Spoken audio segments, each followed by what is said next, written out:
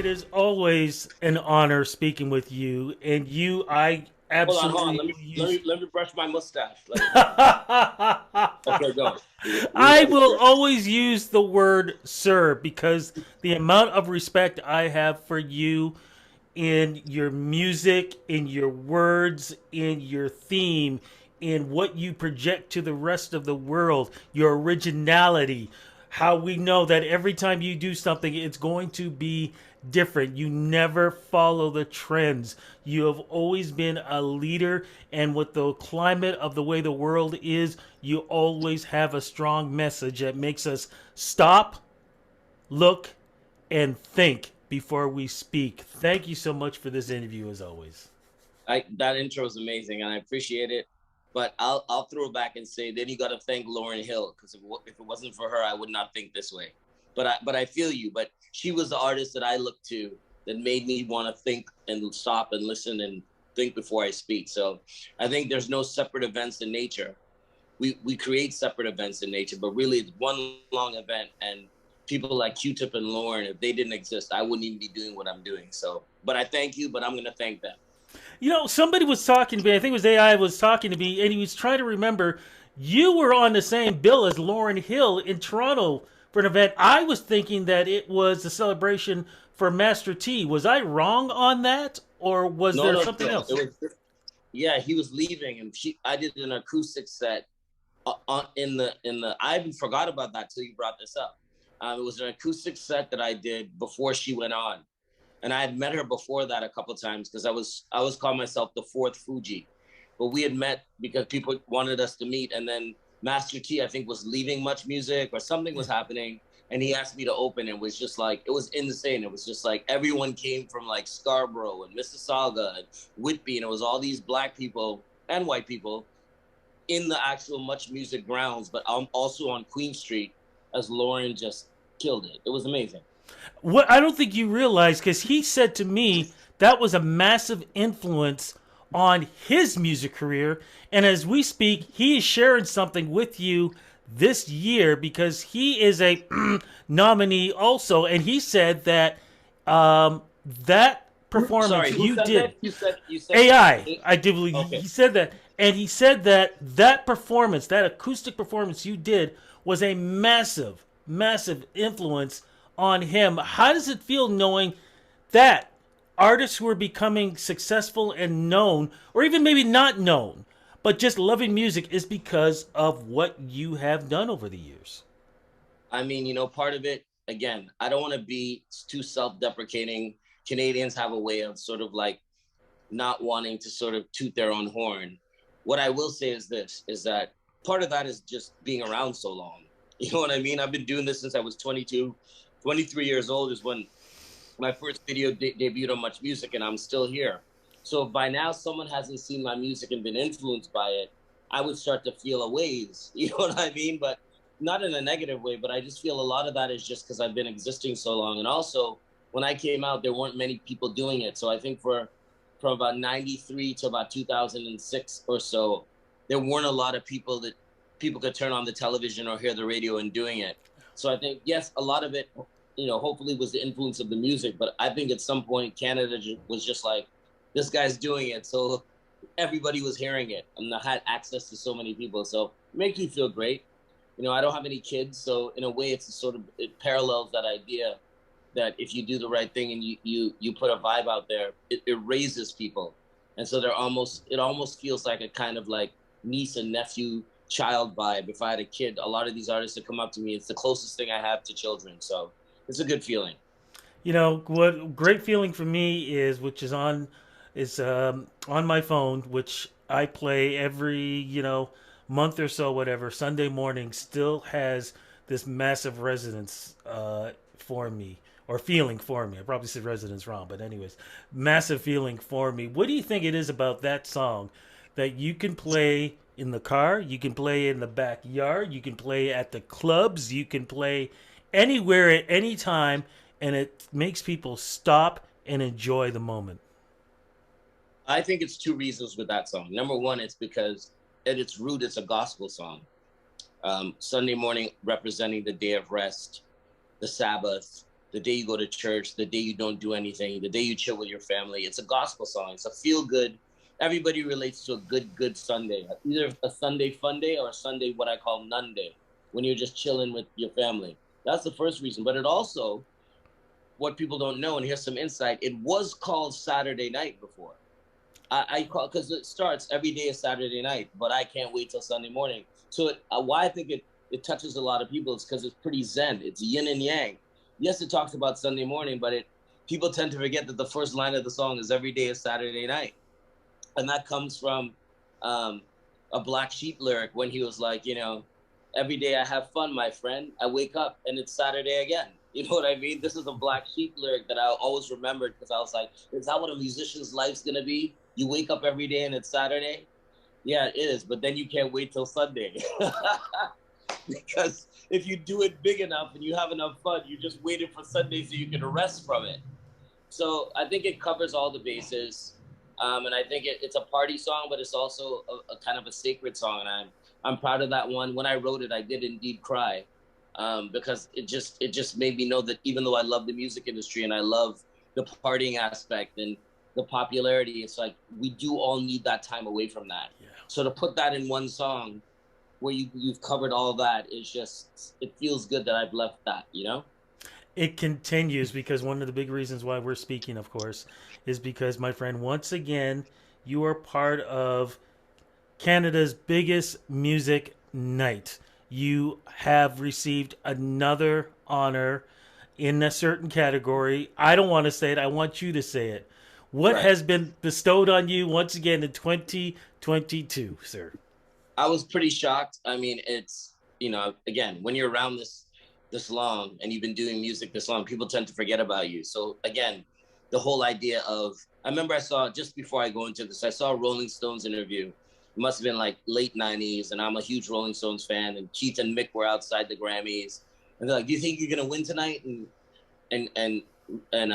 Mick, being the gentleman that he was, says, "It doesn't really matter. We're just here to, see the other musicians, and it's an honor to be nominated." And I was like, "What? No, it's not. You got to win." You know what I mean? What are you talking about? You're the Rolling Stones.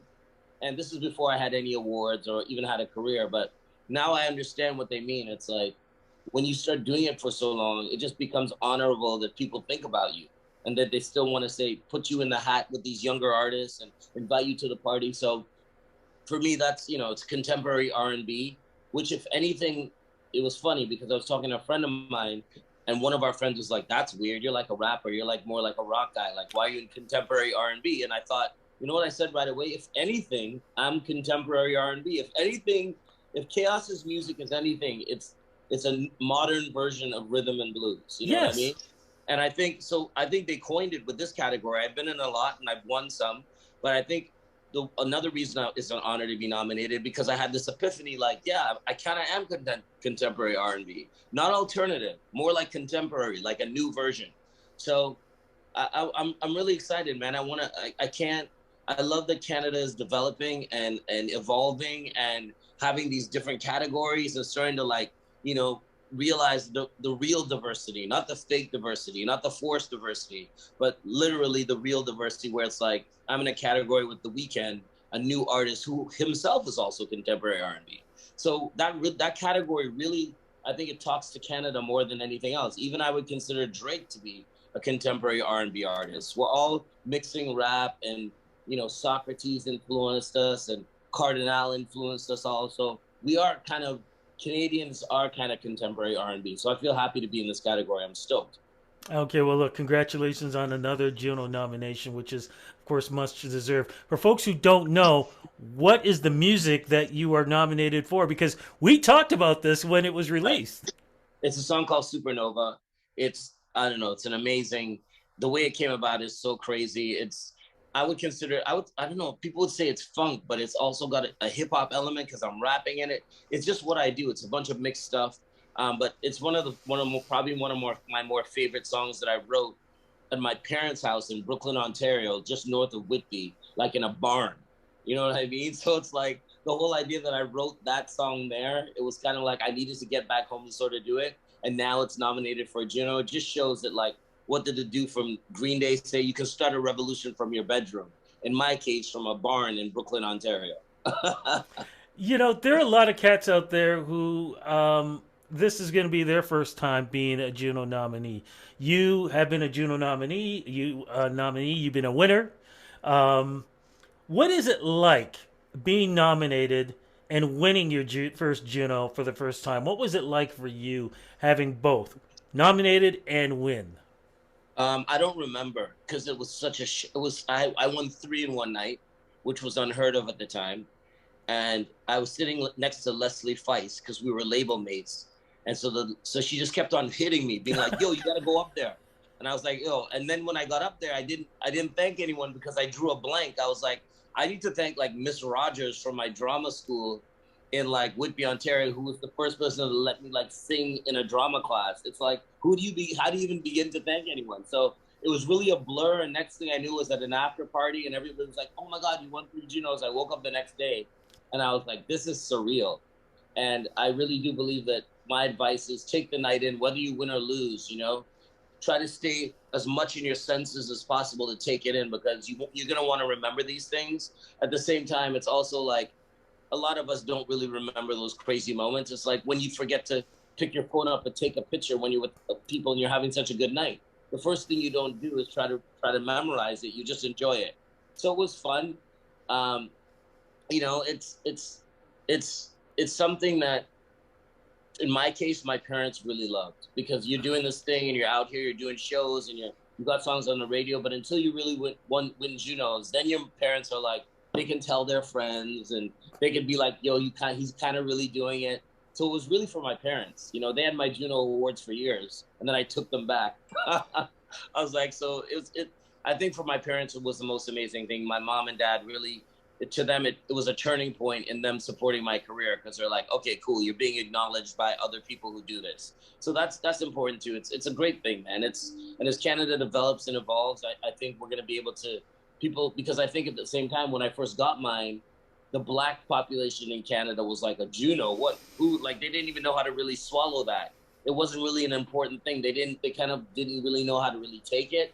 It's taken like Bieber and The Weeknd and Drake and like all these great Canadian artists for young Canadian artists to be like, this is a benchmark. Like if I get a Juno, I'm in the class of these artists that have like had international success. So it's just been amazing to watch over the last, 10 years, how this ceremony has evolved and changed, and hopefully, I was going to make a Will Smith comment, but let's keep it moving.